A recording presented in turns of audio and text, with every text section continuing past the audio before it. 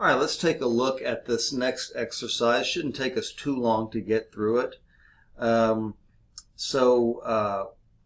it says that the name of this is Inferring Transactions from Financial Statements. So we're going to be taking a view of, as they put it, selected balance sheet data, which is a good way of putting it.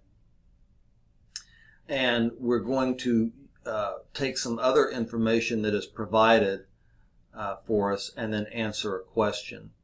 Okay, so we've got an A, B, and C. Now I'm going to have to give away part C in order to explain the answer to part B. You can just jot that down as we do in part B. Okay, so it says Abercrombie and Fitch is a specialty retailer of casual apparel. And yes, I have heard of them. The following information is taken from ANF's fiscal K report for the year fiscal year 2017, which ended February the 3rd, 2018. Okay, so it says all amounts are in thousands. We don't really care. We don't even really care what a 10K is. If you're an accounting major, you'll learn that all in due time. Okay, but we don't need to concern ourselves with that detail right now. However, we do have a requirement here. So it says Abercrombie and Fitch reported cost of goods sold of $1,408,848, and again in thousands, for its fiscal year 2017. What was the cost that Abercrombie and Fitch incurred to acquire inventory for its fiscal year? All right.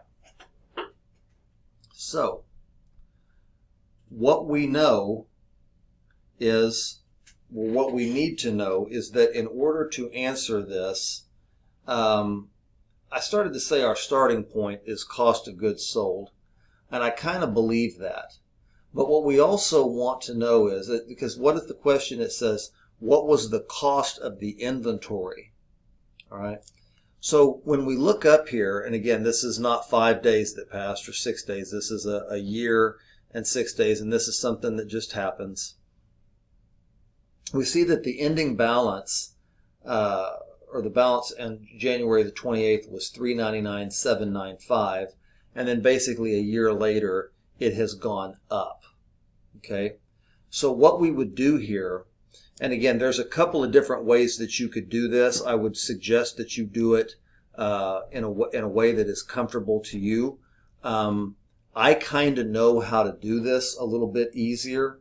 So what I would do is I'd say, okay, well, it looks to me like inventory, my answer is going to be a number bigger than cost of goods sold.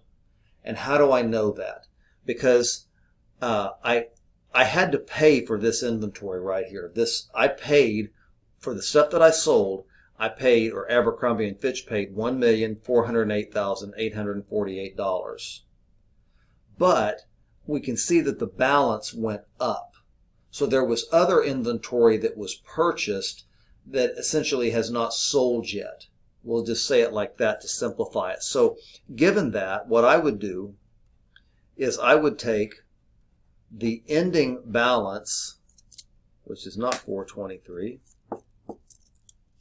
it's 424, 393 minus 399, 795. Okay, and I would add that to the cost of goods sold amount of $1,408,848. Okay, so let's bring the calculator over and do that. Clear out that 18. So 424, 393 from right here minus 399, 795. Okay, and we did that to say, okay, by what amount did inventory go up? Because it did go up. And we could do that equation the exact same way, and if these numbers were flipped, we would just have a negative number here. and that's perfectly fine. But we know now that inventory went up by 24,598, and then we can just add to that the cost of goods sold figure. Okay.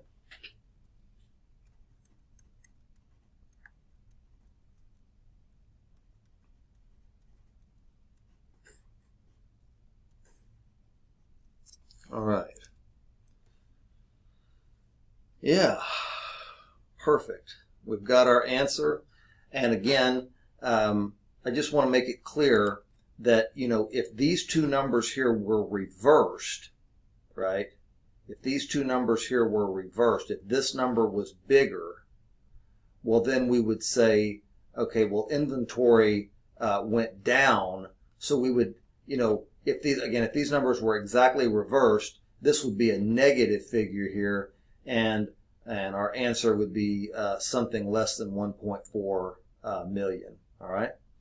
All right. Let's look at requirement B. It says assume that Abercrombie and Fitch reported compensation expense of $650,000. Okay, so that's what they have incurred for its fiscal year 2017. What amount of compensation was paid to its employees for fiscal year 2017? And notice on C it says, where would you expect to find Abercrombie and Fitch to report its balance of accrued compensation? Well, if we look at when we accrue something, we accrue a liability. And so what we're going to do here, we're going to put that it would be in the current liabilities section of the balance sheet. Now, if you were answering this question in like a software or something like that, you would probably have like a drop-down box. You would just need to take whatever answer they gave you, which might just be liabilities, something like that. Okay.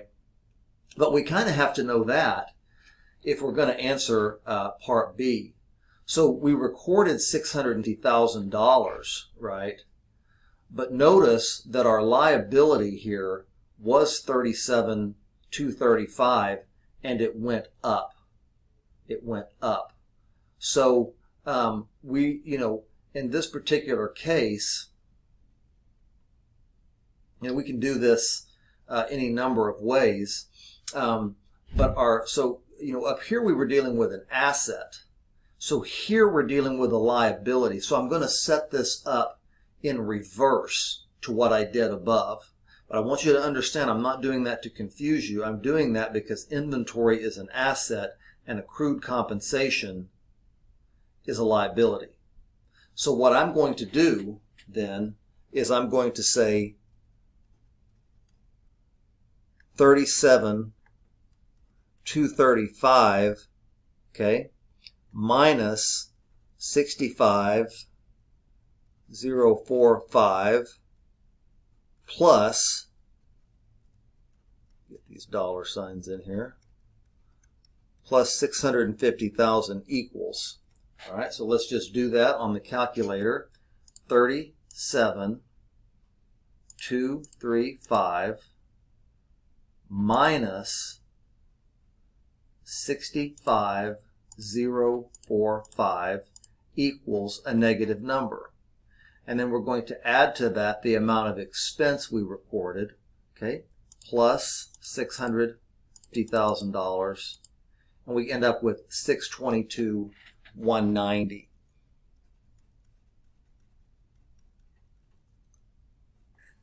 Now I want you to think about this for just a moment, and I think this will, if you do, I think this will make sense, right? We recognized $650,000 in expense because that's the amount of expense that was incurred. And so we recognize this expense as it is incurred, not when paid. Okay. However, the question wants to know how much was paid. Well, if we recognize $650 in expense, but the liability went up, then essentially whatever that number was, 27,000 something, this difference here, let me just do that again so we can get that on the, because I've forgotten the number now. minus 65,045. So it's negative 27,810. Okay, so our, we recognized 650 in expense, but our liability went up by 27,810.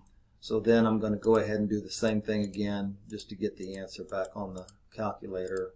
622,190, that's their answer. And then of course we already answered this. Where would you expect them to report its balance of accrued compensation? This word right here, accrued, deals with liabilities, and so we would expect it to be in liabilities, and more specifically this will be a current liability. A bit heady for where we are in the course because current liabilities are mostly covered later, but we learned something new today. All right, that's it for this video.